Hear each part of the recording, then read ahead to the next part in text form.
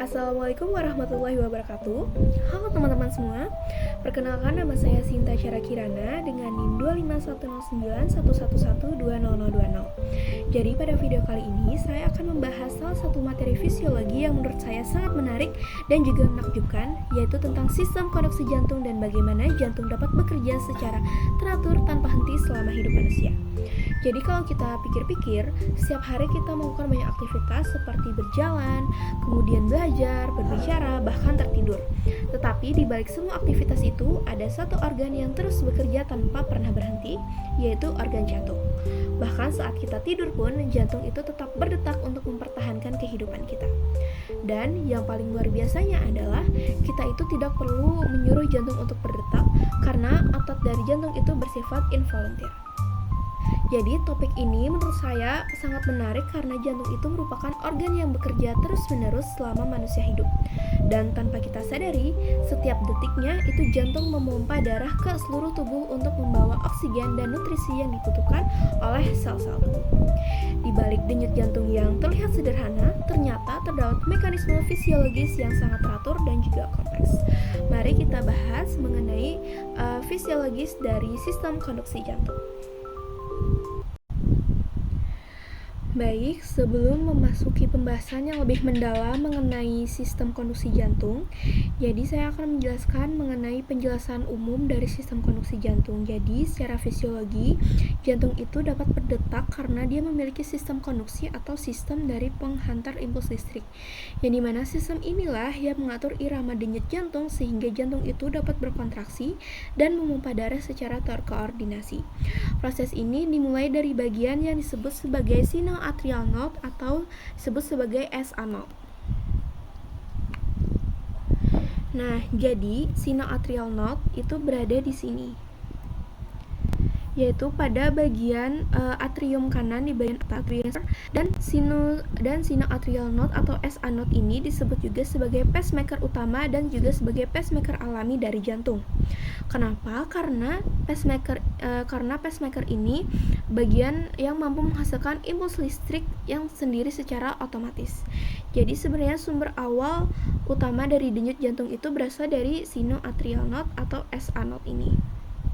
Yang dimana impuls listrik yang dihasilkan dari SA node itu akan kemudian menyebar ke seluruh atrium atau di kedua atrium. Kan dia pertama di atrium kanan, kemudian dia akan sampai ke atrium kiri melalui Bachmann's bundle. Nah, akibatnya atrium ini akan mengalami kontraksi atau yang disebut sebagai sistole atrium. Dan pada fase ini, darah yang berada di atrium itu akan didorong menuju ventricle. Setelah itu, impuls listrik itu akan menuju ke AV node atau atrioventricular node. Dia ada di antara atrium dan juga ventricle. Nah, pada di AV node ini, impuls itu akan mengalami perlambatan sebentar atau delay karena perlambatan ini itu sangat penting supaya ventricle itu memiliki waktu untuk terisi darah secara maksimal sebelum dia akan berkontraksi. Jadi bahkan jeda yang sangat singkat di dalam jantung pun ternyata memiliki fungsi fisiologis yang luar biasa pentingnya. Dan dari AV node, impuls ini akan diteruskan ke bundle of His.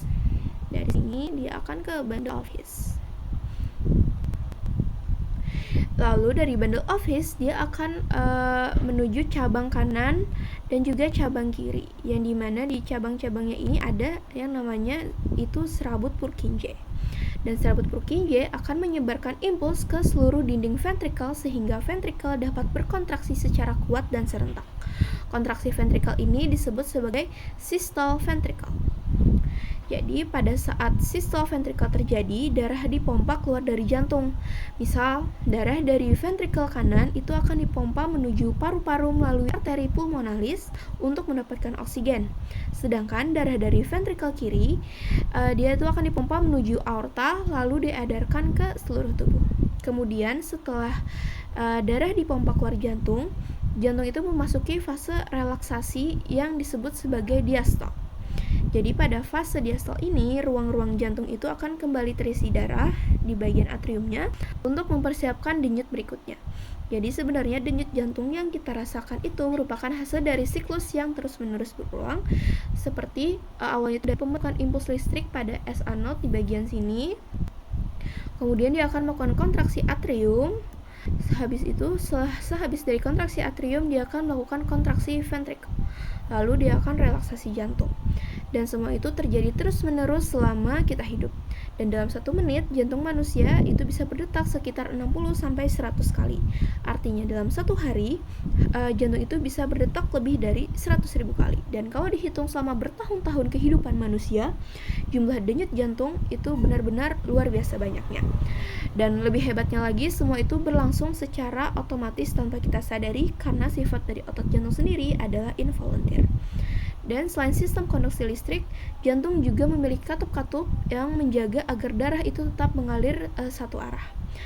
Seperti katup trikuspid, kemudian ada katup mitral, katup aorta, dan juga katup pulmonal.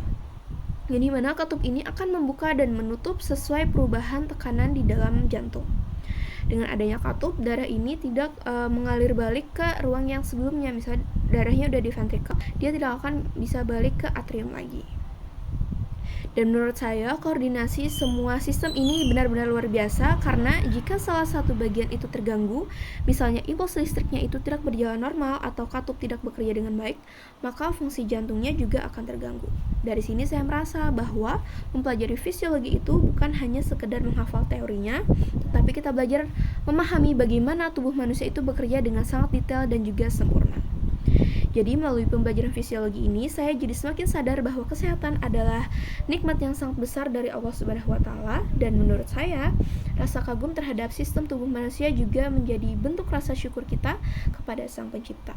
Mungkin itulah yang membuat fisiologi menjadi sangat menarik, karena di balik setiap denyut jantung ternyata ada mekanisme luar biasa yang bekerja dengan sangat teratur dan juga menakjubkan. Sekian pembahasan dari saya. Terima kasih. Wassalamualaikum warahmatullahi wabarakatuh.